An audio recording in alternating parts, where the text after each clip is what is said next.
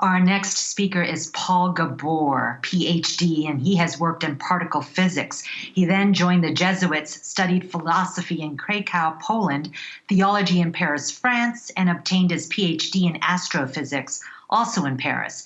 He has been with the Vatican Observatory since 2010, robotizing the Vatican telescope on Mount Graham and teaching philosophy and history of astronomy at the University of Arizona.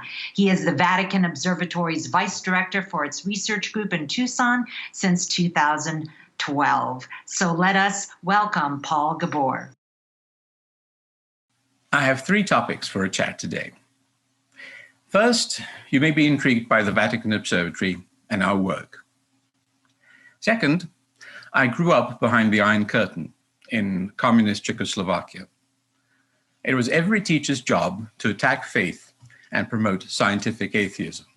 So we can talk about that. And finally, as a Christian in science or engineering or medicine, you may have problems with other members of your church. They may be leery of science. They may consider science a hostile force set to destroy Christianity. But apart from such extreme cases, you may have run into more subtle problems. Here's an example of what I mean. Take a Bible study class.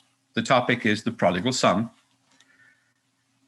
After going through his inheritance, the pastor says, the prodigal son was reduced to feeding the pigs in a far distant land. He was hungry and miserable. But then he recalled that in his father's house, even the servants were better off. He got up and left, returning home to his father. Everybody is duly moved.